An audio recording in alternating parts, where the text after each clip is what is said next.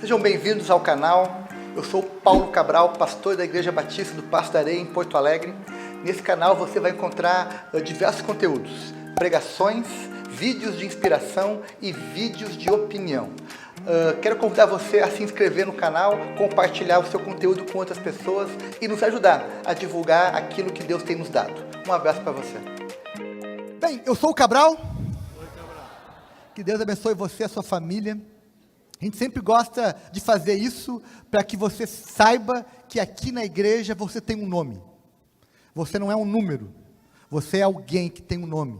E nós queremos saber o teu nome, queremos ouvir o seu nome, queremos conhecer você pelo nome, né, para que você possa aqui se sentir parte de uma família, de uma comunidade, de um grupo de irmãos em Cristo.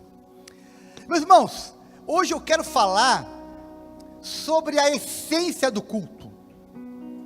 Porque se você for pensar, o que uma igreja mais faz? É culto. Nós temos, por exemplo, domingo à noite, culto. Segunda-feira, a igreja se reúne aqui, um grupo de irmãos e faz o Semeando Vidas, que é um trabalho social. Eles estão levando Jesus, né, lá nos hospitais, aos moradores de rua, enfim. Terça-feira, nós nos reunimos aqui também para o Celebrando Recuperação, Restauração, que é também um local de ajuda mútua, de encorajamento, de culto a Deus também. Quarta-feira à tarde tem o quê? Culto, às 15 horas, né? Culto para quem tem disponibilidade de vir à tarde. Quinta-feira, o que tem na igreja? Via de regra, é dia de PGMs. É dia que nós cultuamos a Jesus nas casas, mas também cultuamos Jesus no esporte, através do PESC. Quinta-feira à tarde, eles também se reúnem aqui perto e fazem, né, uma atividade esportiva, que também acaba sendo aqui na igreja algumas vezes. Sexta-feira, tem o quê? Tem culto aqui, dos motociclistas, os Águias de Cristo, estão cultuando a Deus aqui, com os Águias, e também tem cultos nas casas, através dos PGMs. Sábado, o que tem aqui? Culto dos encontrados de tarde, culto dos jovens à noite, enfim, nós temos atividades todos os dias. Além disso, a igreja também faz várias iniciativas sociais através do Instituto Passos, ela faz iniciativas sociais, oferece cursos, treinamento, ajuda, aconselhamento, os pastores atendem gente ao longo da semana aqui na igreja, em visita, enfim, a igreja vive muitas coisas. Mas na essência, a igreja, o que ela faz? Ela cultua a Deus. E eu queria nessa noite, pensar com você sobre alguns elementos do culto. Eu queria convidar você a pensar sobre o texto que nós lemos, de Apocalipse 5, quero voltar a esse texto, e quero tirar desse texto, mostrar o texto em Apocalipse capítulo 4, no capítulo anterior, o apóstolo João fala no verso 1, que havia uma porta no céu. Já pensou nisso? Havia uma porta no céu, e por aquela porta do céu, ele teve uma visão celestial, e sabe o que ele viu no céu, meus irmãos? Apocalipse 5, sabe o que ele viu no céu? Um culto. O texto que nós lemos fala de quem? Fala do Cordeiro chegando, para ser recebido. Ele foi recebido como? Com cânticos, com palavra, com honra, com adoração. Ele foi recebido no céu com um culto celestial. Sempre, na maior parte das visões bíblicas do céu, as pessoas quando olham para o céu enxergam o quê? Um culto. Anjos cantando, enxergam manifestações de honra a Deus, a Jesus, enfim, enxergam culto. E é curioso que ao longo da história da igreja, sempre houve culto. Tem muitas coisas que hoje nós realizamos, que são coisas modernas, que não tinham antigamente, né? Por exemplo, nem sempre se teve escola bíblica dominical. Isso é uma invenção, né, de alguns anos, né? Nem sempre se teve na igreja culto infantil, é algo recente. Nem sempre se teve na igreja uma série de outras coisas que hoje nós temos. O que não são ruins, são boas, agregam valor, mas ao longo da história, sempre, dos primórdios, sempre houve um povo que cultuou a Deus. E mais, ao longo da observação humana, no mundo inteiro, mesmo entre povos não cristãos, sabe o que lá existe? Culto a uma divindade.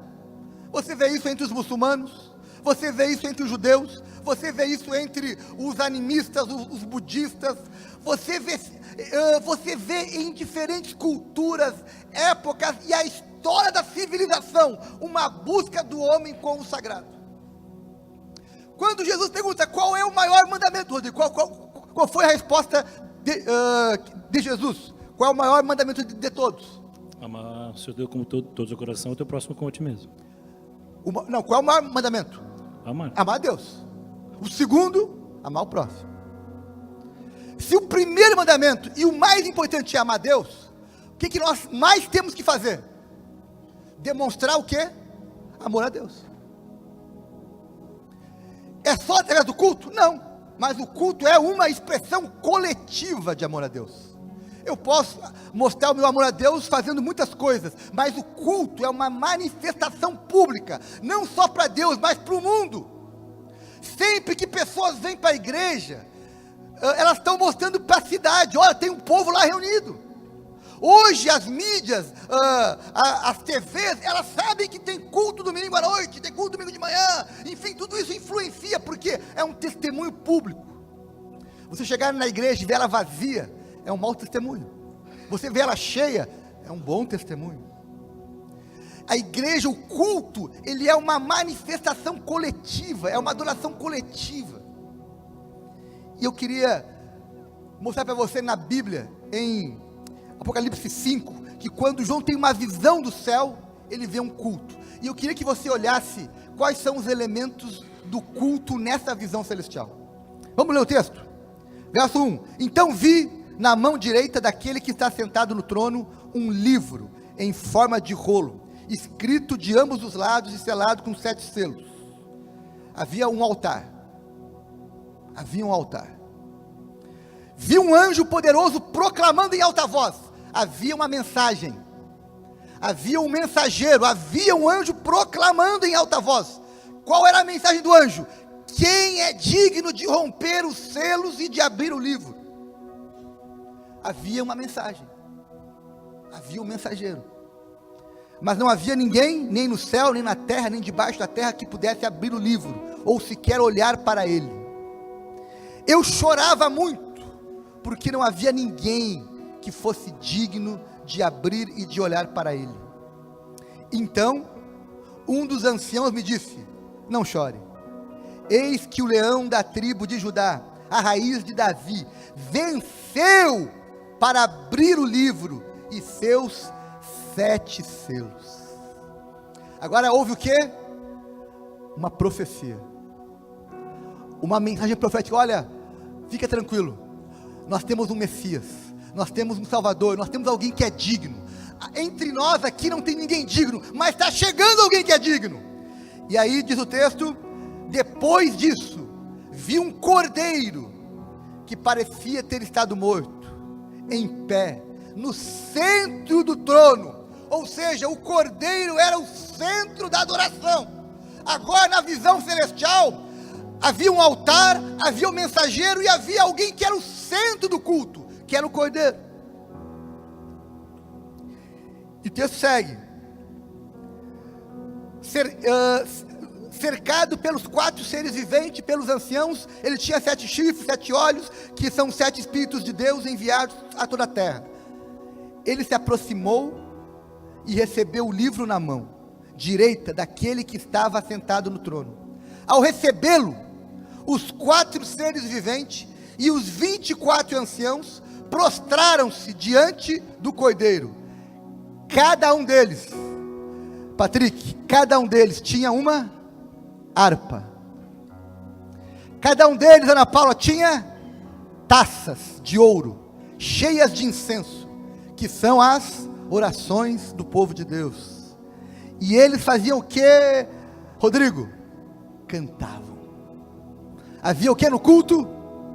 Louvor. Havia o que no culto? Taças com orações. E eles cantavam um cântico novo. Tu és digno de receber o livro e de abrir os seus selos, pois foste morto e com teu sangue compraste para Deus gente de toda tribo, língua, povo e nação. Aleluia. Aplauda o Cordeiro de Deus. Aplauda aquele que é digno. Aplauda Jesus que é digno.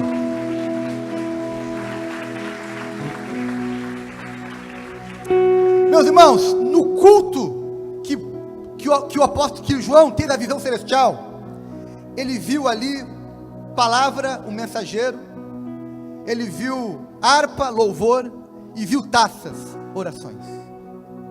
3 coisas que são a essência do culto: palavra, louvor e oração. Palavra, harpa e taça. Ao longo dos séculos, o nosso culto foi agregando muitas coisas. Por exemplo, ao longo da história, nós estamos agregando anúncios. Por quê? Para mobilizar o povo. Fomos agregando momento de adoração através da entrega de dízimos. Ok, é importante, ajuda, faz parte. Incluímos arte, e tivemos teatro, corais, danças, enfim, arte, porque cremos que Deus, recebe a arte como uma expressão de adoração. Ok, ao longo do tempo, criamos no culto um momento para cumprimentar os visitantes. Ok, foi criado também ao longo do tempo. Ao longo dos anos, criamos um momento de apresentar as crianças quando nascem. Fazemos isso todo o último domingo do mês. Ótimo, criamos isso também. Criamos no culto o dia de batismo, e fazemos batismo em alguns cultos. Tivemos há pouco tempo aqui um batismo. Criamos a prática de fazer a Santa Ceia, uma vez por mês. Fizemos hoje a Santa Ceia. Criamos a prática, aqui na igreja sempre tem o lanche após o culto, tem lá o pastel, alguma coisa após o culto. Tudo isso, meus irmãos, foi coisas que foram agregadas. Elas são ruins? Não. Elas podem ajudar? Sim. Elas cumprem algum propósito? Sim. Tem sentido? Sim. Mas elas não são a essência do culto. Elas são iniciativas nossas de envolver as pessoas, de facilitar as coisas, enfim. Tais iniciativas que eu mencionei aqui não são pecados. Elas até podem ajudar, mas elas não são essenciais para ter um culto. Você pode fazer um culto sem anúncio? Sim. Pode fazer um culto sem ceia? Sim. Pode fazer um culto sem dízimo? Sim. Pode fazer um culto sem batismo? Sim. Agora, você não pode fazer um culto sem palavra, louvor e oração. Algumas das coisas que nós fazemos aqui no nosso culto coletivo, nós não fazemos nas casas. Quando a minha família, por exemplo, se reúne para fazer um culto familiar, só nós, não tem dízimo, não tem anúncio, não tem batismo, não tem ceia, mas tem o quê? Palavra, louvor e oração. Quando nossos pequenos grupos se reúnem, não tem ali uma série de coisas, mas tem o quê? Palavra, louvor e oração. Meus irmãos, eu já participei de cultos em lugares muito especiais. Por exemplo, já participei com alguns irmãos aqui da igreja de cultos em Cuba, embaixo de uma árvore. Sim, não tinha um auditório como esse, mas tinha palavra, louvor e oração. Já participei na África, no meio da mata, lá no meio da selva, de culto, lá, sem ar-condicionado, sem cadeira, sem multimídia, sem microfone, mas tinha o quê? Palavra, louvor e oração. Fui na Nicarágua recentemente pregar lá num congresso. Meus irmãos, durante um dia do congresso faltou energia elétrica. Não teve música instrumental, não tinha guitarra, não tinha microfone, não tinha multimídia, não tinha ar-condicionado, mas teve culto. Com o quê? Louvor, palavra e oração. Uma vez aqui, Rodrigo, lembra? Lá na outra sede, faltou luz no meio do culto. E alguém trouxe uma moto, colocou dentro do auditório a moto, né? Ligou o farol da moto, botou ali a moto, e nós cantamos, Rodrigo, sem guitarra, sem teclado, sem microfone, mas teve culto, teve louvor, palavra e oração. Por isso, meus irmãos, eu queria nessa noite falar, adivinha sobre o quê? Palavra, louvor e oração. Palavra, harpa e taça, elementos da visão celestial.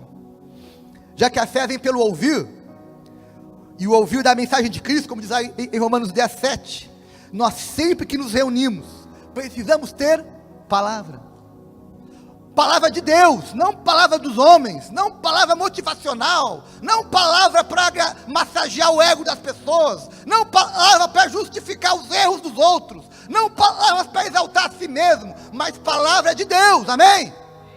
Tem que ter palavra de Deus, porque a fé vem pelo ouvir, e todo culto é uma oportunidade das pessoas ouvirem a palavra, a mensagem de Deus. Por isso que sempre tem um mensageiro.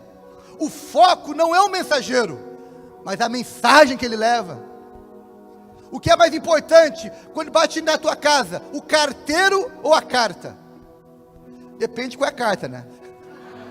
Tem uns boletos que não são de Deus, né? Mas ok, faz parte.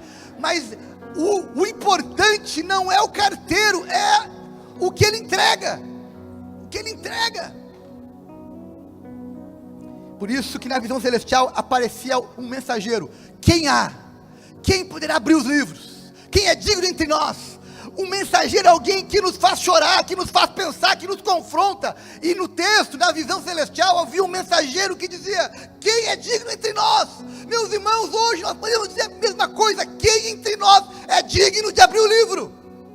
Nenhum de nós. Quem não tem pecado entre nós? Nenhum de nós. Quem aqui é bom o suficiente para salvar a si próprio? Nenhum de nós. Meus irmãos, nós temos que, toda pregação precisa te lembrar quem você é e quem Jesus é. Amém? Tem que lembrar quem eu sou e quem é Jesus. Eu não posso salvar a mim mesmo, eu não sou bom o suficiente. Por isso, meus irmãos, que sempre tem que ter palavra para nos lembrar. Quem é digno? Essa é a pergunta. Eu não sou digno, mas Ele é. Amém? Eu não sou, mas Ele é. Eu não tenho, mas Ele tem. Eu não sei, mas Ele sabe. Eu não posso, mas Ele pode. Porque toda a nossa mensagem bíblica precisa apontar para o Cordeiro, para Jesus. O texto fala no verso 5: então um dos líderes me disse: não chore, olha o leão da tribo de Judá. O famoso descendente do rei Davi conseguiu a vitória e pode quebrar os 7 selos. Eis o Cordeiro de Deus que tira o pecado do mundo. Pastor Marcelo, Pastor Eduardo, Pedro, Pastor Mário, pregue sobre Jesus. Líder de pequeno grupo, pregue sobre Jesus. Professor das crianças, pregue sobre Jesus. A mensagem precisa dizer: há entre nós alguém que é digno. Há entre nós alguém que morreu em nosso lugar, ressuscitou, vive e voltará um dia. Essa é a essência da mensagem cristã. Ei, amigos, falem menos de si e falem mais de Jesus. Ei, igreja, fale menos dos outros e fale mais de Jesus. Ei, Jesus é o foco, é o centro, é a nossa mensagem. Por isso que nós, quando nos reunimos, Rodrigo, nós temos uma mensagem para dizer: Jesus é o leão da tribo de Judá, ou seja, é o cumprimento da profecia. Ele é a raiz de Davi, o cumprimento da profecia. Ele é digno de quebrar os selos e abrir os livros celestiais. Ele é Senhor e Salvador de nossas vidas. Jesus te ama, não desistiu de você. Ele quer te resgatar, te dar redenção, te dar propósito, sentido, significado. Ele é a nossa mensagem. Já que Ele é a nossa mensagem, nós temos que cantar sobre Ele. Temos que falar menos de nós e mais dEle. Temos que orar sempre a Ele. Temos que confiar nele. Por isso eu queria convidar você agora a ficar em pé e cantar comigo que Ele, Jesus, deixou o céu para me encontrar. Aqui não é o seu lugar. Um amor assim o mundo não conheceu.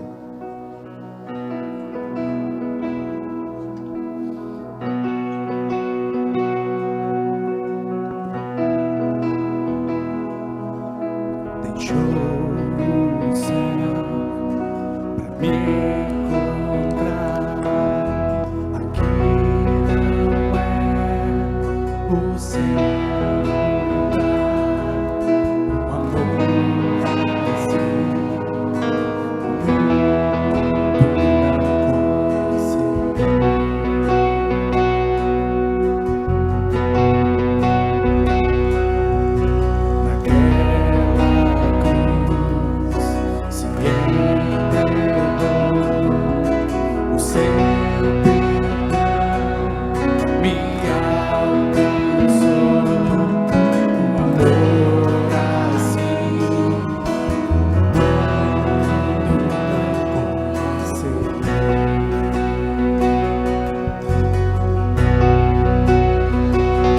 no altar de adoração, seja sempre exaltado. Exaltamos Jesus! Jesus, Filho Tu és Jesus! de Deus, deixou a sua glória, morreu em meu lugar.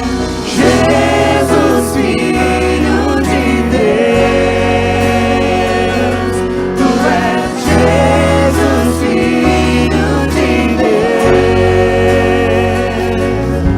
Levou sobre si pecado e dor, venceu a morte e ressuscitou. Um amor assim o mundo não conheceu.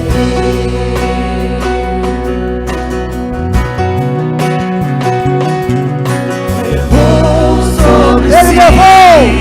pecado e dor, venceu a morte e ressuscitou.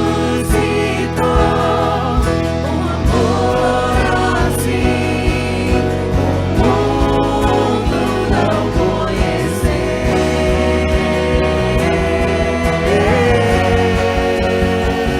No altar de adoração, seja sempre exaltado. Jesus, Filho de Deus, deixou a sua glória, morreu em meu lugar. Jesus, Filho de Deus, no altar de adoração, seja sempre exaltado. Jesus, Filho de Deus, deixou a sua glória, morreu em meu lugar. Jesus, Filho de Deus, Tu és Jesus, Filho de Deus, seja exaltado, engrandecido, Seu nome é santo, poderoso é, e não há nada que apague o Seu amor. A cruz me libertou, a cruz me libertou, a cruz me libertou, a cruz me libertou.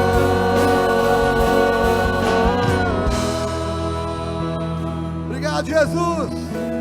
Obrigado, Jesus! No altar de Te adoração, adoramos, Jesus! seja sempre Tu és a nossa mensagem! exaltado. Jesus, Filho de Deus, deixou a sua glória, morreu em meu lugar. Jesus, Filho de Deus.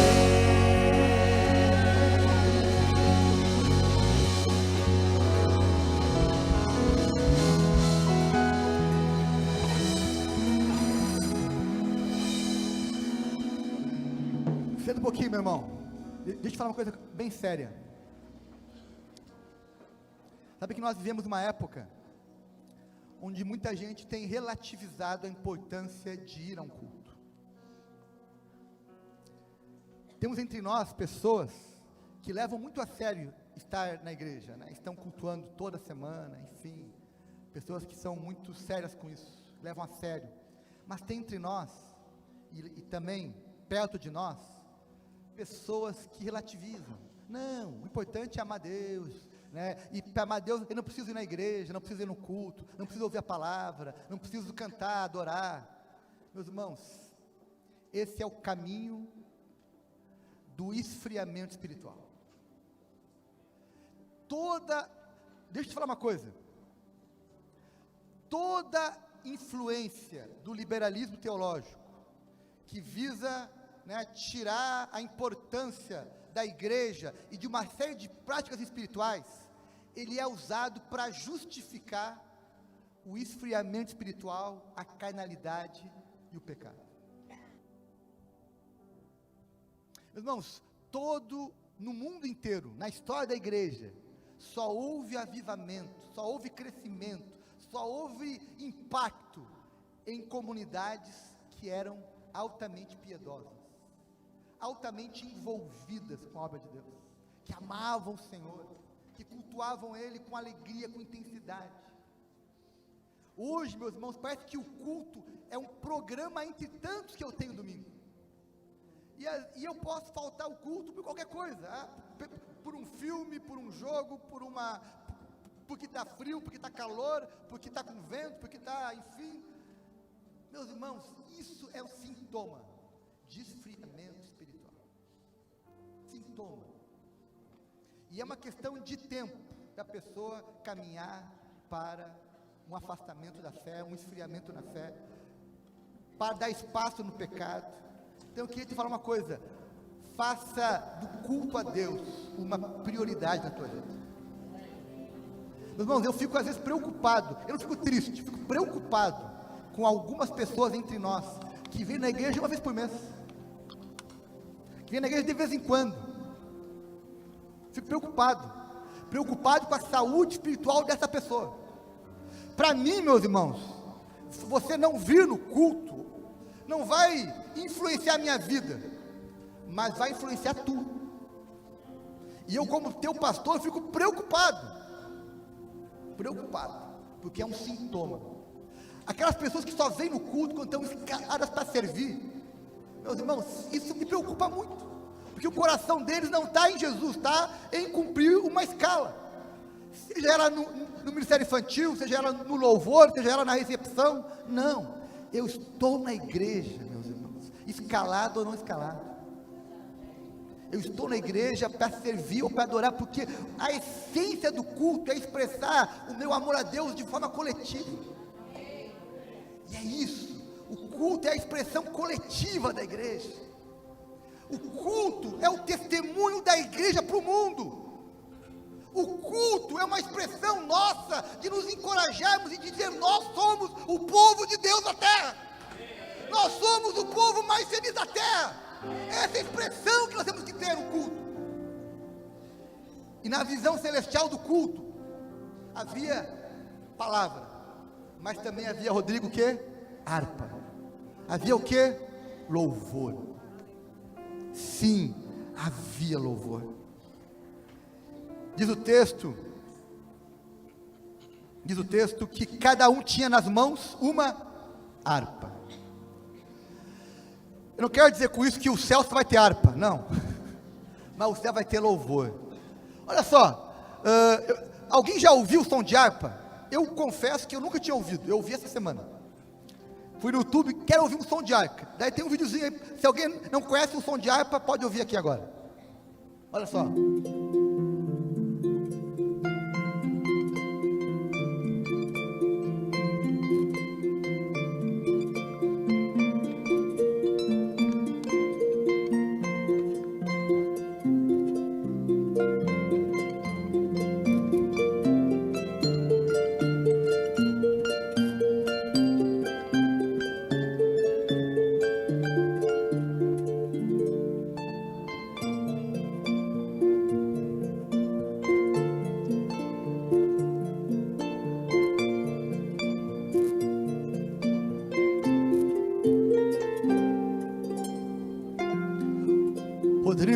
quando eu vi esse vídeo e ouvi esse som, eu pensei, deve ter mais instrumentos, porque para quem não é muito entendedor de música, parecia que tinha ali mais instrumentos, né?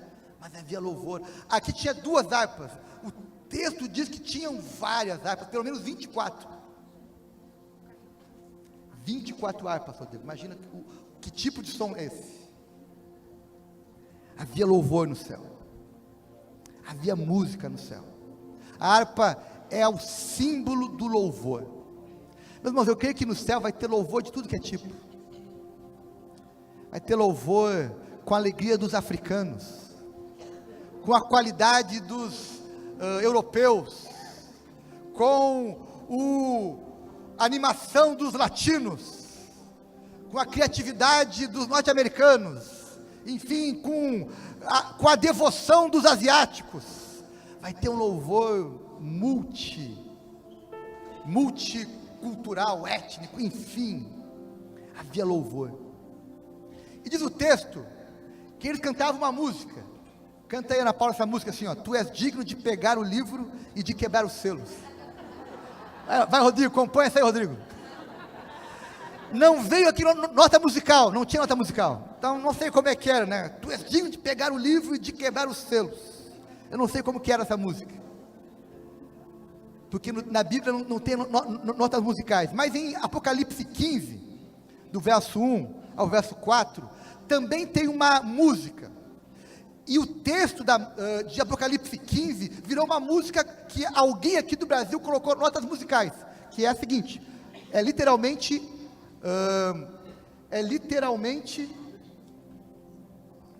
a música. Abre aí Apocalipse 15, acho que não está no slide, mas diz assim o texto, Apocalipse 15. Olha só: vi no céu um outro sinal grande e maravilhoso.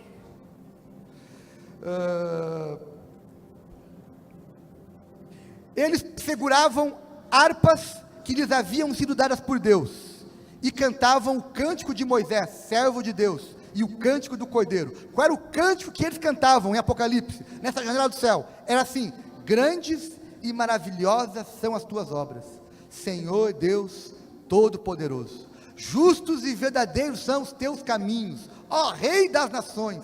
Quem não te temerá, ó Senhor? Quem não glorificará o teu nome? Pois tu somente és santo.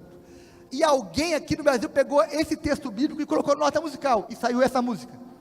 Grandes são as tuas obras, Senhor Todo-Poderoso.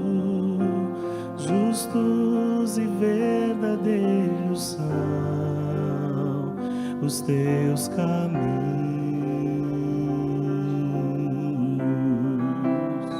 Refrão: ó Rei das nações, quem não temerá, quem não glorificará teu nome? Ó Rei das nações, quem não te louvará, pois só o teu nome é santo. Meus irmãos, não apenas leia a palavra, mas cante a palavra, amém? Cante a palavra. Coloque notas musicais na Bíblia e cante. Procure nas escrituras, na tua leitura, os cânticos que estão ali escritos. São vários. O livro de Salmos, quase todos eles são cânticos. E há várias canções escritas ao longo das escrituras. Por isso que o louvor faz parte do culto a Deus. E meus irmãos, em toda a história da igreja, sempre houve música no culto. Sempre. Mudou os instrumentos, mudou as melodias, mudaram-se as letras, mas sempre teve música. Adoração é tudo aquilo que eu faço para Deus, e isso vai muito além da música e do culto pessoal, mas o louvor é uma expressão musical de adoração. Adoração é tudo que eu faço para Deus. Guarde isso: adoração é tudo que eu faço para Deus. Agora, louvor é o quê? é uma expressão musical, artística, de adoração. Por isso que o louvor tem que fazer parte do nosso culto pessoal e coletivo a Deus. Por isso que a gente investe aqui em instrumento, em tecnologia, para facilitar isso. Mas quando não tem isso, tem que ter louvor igual. O louvor pode se tornar, em alguns momentos, uma arma espiritual. Eu me lembro, um pastor amigo meu contou a seguinte história, que ele é um pastor já sexagenário, acho, e ele contou que uma vez ele estava indo numa casa e tinha uma pessoa endemoniada, e ele entrou no portão da casa, já sabendo que tinha alguém ali endemoniado, ele foi chamado para aquilo, e ele entrou cantando uma musiquinha assim: o sangue de Jesus tem poder. Ele conta que, essa mesmo, essa música, ele contou que quando a porta abriu, o demônio foi embora, só com aquela música, né? Porque louvor pode ser uma arma espiritual em alguns momentos. Por isso que nós aqui na igreja incentivamos você, quando você estiver em batalha espiritual, cante. Faça como nós aqui ensinamos: cante mais alto, cante na presença do inimigo, cante mais alto do que os ruídos, cante mais alto, canções são armas para mim, cante mais alto, o céu vem guerrear por mim. Ela não é assim, Rodrigo, a música? Cante mais alto. Quando os ruídos do inimigo estiverem te assustando, cante mais alto. E lembre que canções são armas para mim. O louvor também pode ser, em alguns momentos, uma expressão de oração. Às vezes, Bob, eu não sei como orar, às vezes eu não sei como dizer o que eu estou sentindo, o que eu estou precisando, e às vezes você pode orar da seguinte forma: Senhor, então vem me incendiar, meu coração é o teu altar, quero ouvir o som do céu. É uma oração, meus irmãos. Senhor, vem incendiar o meu coração. Às vezes a oração pode se tornar uma ministração para mim mesmo ou para alguém. Às vezes a oração, aliás, um louvor pode ministrar algo de Deus na minha vida, como por exemplo, quando eu canto uma canção que fala o seguinte: eu não sou mais escravo do medo, eu sou filho de Deus. Uma vez Deus ministrou isso na minha vida, eu cantei essa música e o Espírito foi ministrando: eu não sou mais escravo do medo, eu sou um filho de Deus. Ou então, quando eu ouvi aquela canção uma vez que dizia o seguinte: eu sou um bom pai, bom pai. Eu me lembro que quando eu ouvi aquela canção, eu estava correndo, o Espírito falou comigo: filho, eu sou o teu pai, eu te tomo pela mão, te seguro e te guio, eu sou o teu pai. Deus usou aquela canção para ministrar uma verdade na minha vida, para me lembrar de algo precioso. O louvor pode ser pode ser uma expressão de amor, já que o primeiro mandamento é amar a Deus. Às vezes, meus irmãos, eu tenho que cantar esse amor. Eu me lembro, em alguns momentos, de dizer: Deus, eu te amo tanto, eu não sei como dizer isso, então eu canto: te amo, ó Deus da minha salvação, não há na terra ou no céu rei maior que o meu. Te amo, ó Deus, não há na terra rei maior que o meu. Me faltam palavras, eu digo: Senhor, eu te amo. Me perdoa pelas vezes que eu não consigo expressar o meu amor por ti, mas eu te amo, Deus, eu te amo. Ou então, às vezes o louvor pode ser uma expressão profética de algo que vai acontecer. Sim, às vezes eu estou cantando algo que ainda não aconteceu, mas que pela fé eu creio que vai acontecer. Às vezes eu canto anunciando que algo vai acontecer, pela fé no Senhor Jesus. Por isso que eu posso, às vezes já aconteceu comigo, de cantar canções proféticas, dizendo: Senhor, eu creio que isso vai acontecer. Eu posso cantar então, como aquela canção que diz, né, que é uma profecia, alguém colocou nota musical numa profecia linda sobre a volta de Jesus, que diz o seguinte: os vales serão levantados, os montes serão aplanados, os terrenos acidentados serão nivelados, e a glória do Senhor será revelada, e todos saberão que é o Senhor quem fala, amém? Um dia, meus irmãos, os caminhos retos do Senhor irá acontecer isso, os vales serão levantados, os montes aplanados, para que todos vejam o Senhor voltando. Louvor, ele é parte do culto, porque através dele eu consigo dizer o que às vezes a minha boca não consegue dizer, naturalmente, racionalmente. Por isso, quando faltar palavras, louve ao Senhor, amém? Faltou palavras, louve. Lembra da Cassiane? Está chorando, louve, precisando, louve, mas louve, porque havia harpas no culto celestial.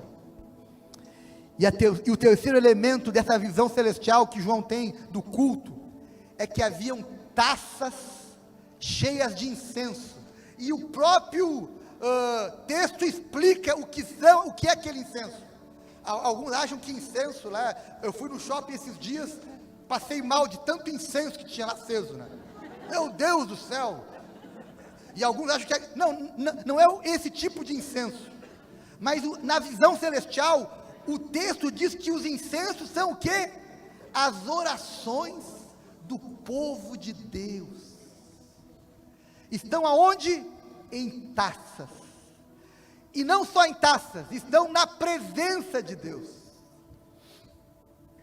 Meus irmãos, eu queria que você tivesse a seguinte convicção: que as suas orações saem da terra, vão subindo, vão virando incenso, e vão chegar na sala do trono do Cordeiro, vão chegar na presença do Pai. Meus irmãos, o maior milagre da fé é você crer que quando você abre a sua boca em oração, as suas palavras pronunciadas aqui na terra, elas chegam na presença do Rei dos Reis. Meus irmãos, talvez os ministros do STF nunca vão ouvir a tua voz, talvez o presidente da república nunca vai ouvir a tua voz, talvez os líderes mundiais nunca vão ouvir a tua voz, mas creia que o Senhor dos Senhores, o Rei dos Reis, ouve a nossa voz. E diz o texto que as orações são incenso na presença de Deus, são incenso. Sabe o que isso me lembra? Sabe aquela oração que você fez há tanto tempo, e você espera uma oração, espera uma resposta de Deus? Ela não se perdeu no caminho, ela está numa taça, ela está guardada, está retida, e no tempo do Senhor, aquela oração vai ser respondida. Sabe, aquele clamor que você faz diante de Deus, não se perdeu, não ficou esquecido, mas ele está no altar do Senhor, ele está no altar do Senhor.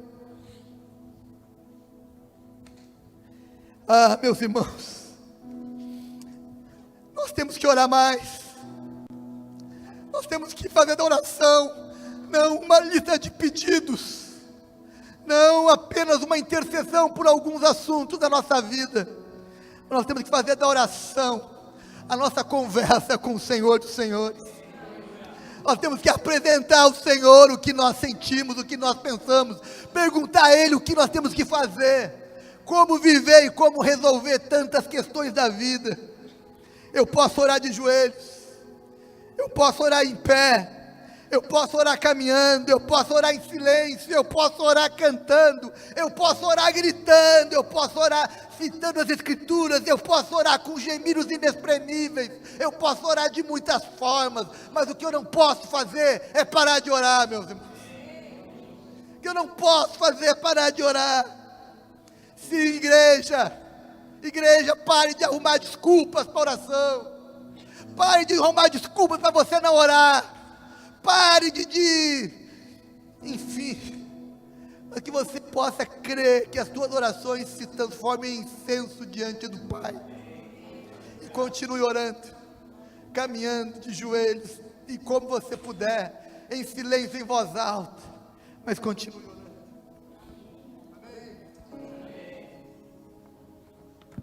Quero terminar lembrando para você que Deus nos deu esse lugar para cultuar Ele. Nos deu lá um lugar lá na sede para cultuar Ele. Nos deu a sua casa para cultuar Ele também lá. E Ele espera de nós palavra, louvor e oração. Ele espera isso de nós na segunda, na terça, na quarta, na quinta, na sexta, no sábado, no domingo. Aqui tem muitas coisas, mas o que nunca pode faltar é palavra, louvor e oração.